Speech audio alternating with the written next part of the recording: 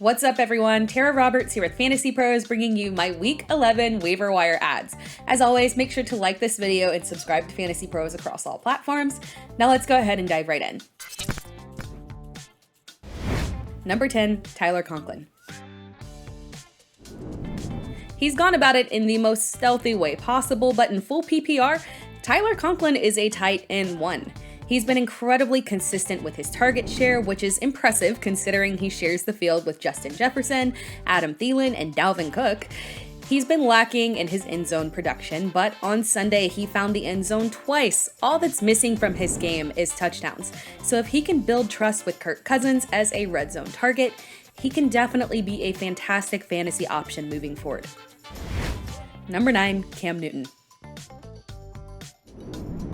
He's back! Cam Newton wasn't expected to play on Sunday, which is understandable considering that he literally just signed and that would be an unrealistic turnaround.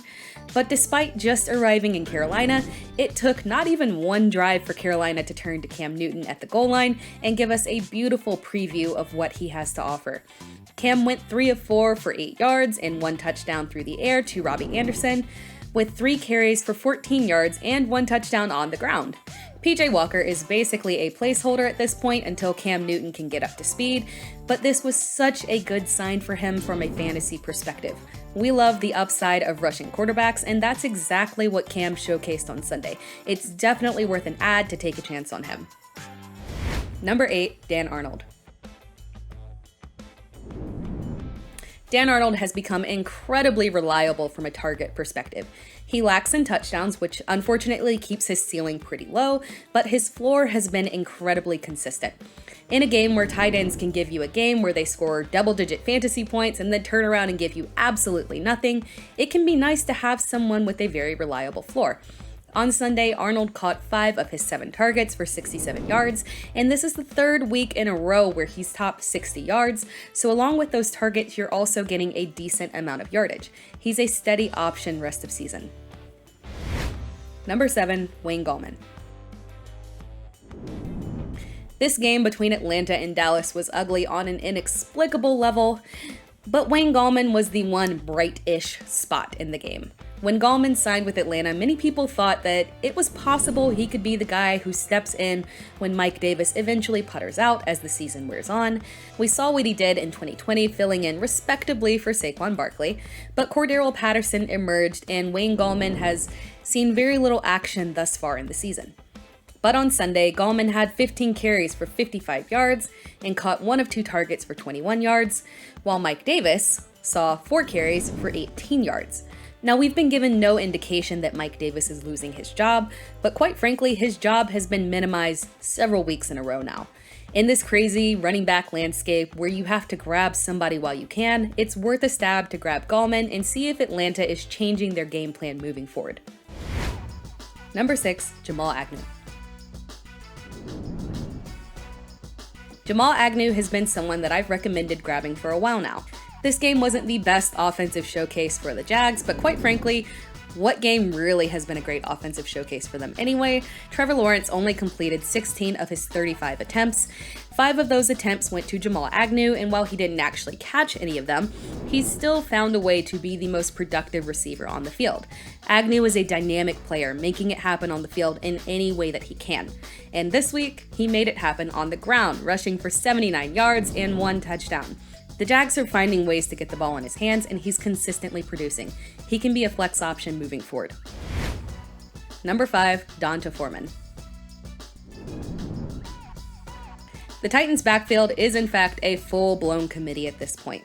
Donta Foreman had 11 carries for 30 yards and 2 receptions for 48 yards. Adrian Peterson had 8 carries for 21 yards and 1 reception and appears to be the goal line preference. Jeremy McNichols had 4 carries for 7 yards and 1 reception. New Orleans is extremely tough against the run, so I wasn't expecting much of any of them, but Foreman does appear to be the most productive of the 3 running backs, and the schedule is opening up to be a little bit more run-friendly over the next couple of weeks. It's worth a shot to add Foreman and see if he can emerge as the leader of this committee against a soft Houston defense this week. Number 4, Robbie Anderson. Full disclosure, I was 100% out on Robbie Anderson, but maybe, just maybe, Cam Newton has the energy this team needs to refocus and realign. Even in their post-game interview, Anderson seemed miles away from the guy that was yelling at Sam Darnold last week on the sidelines. Anderson went 4 of 6 on Sunday with a touchdown in his most productive game of the year. We know he has the capability to be a top 20 wide receiver. If Cam can get him even halfway there, he's worth a roster. Number 3, Darnell Mooney. Coming off a bye week, Mooney is only 45% rostered in Yahoo leagues and is a must-add for me. Justin Fields is improving and Mooney is still the target leader within this offense. In week 9, he caught 3 of his 6 targets for 41 yards and 1 touchdown. The matchup against Baltimore isn't ideal, but after that, things get a little bit more pass-friendly, so he has long-term value here. Number 2, Randre Stevenson. I don't believe that one game is enough to unseat Damien Harris as the lead back in this offense, but Stevenson did take a big step forward in asserting himself above Brandon Bolden and JJ Taylor. He had 20 carries for 100 yards, 2 touchdowns, and caught 4 of his 5 targets on a day where the entire Patriots offense exploded.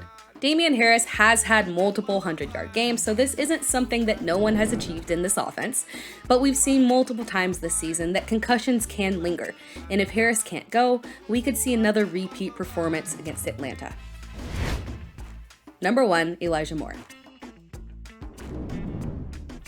I left a few higher roster names off of this list to prioritize lower roster players, but I did want to keep one special player in there as the number 1 waiver ad of the week.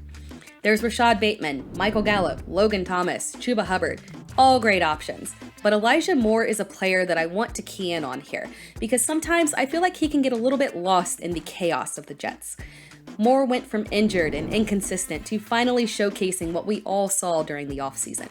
He's had a minimum of 6 targets in his last 4 games, he withstood the return of Corey Davis, and he's found the end zone 3 times in his last 2 games.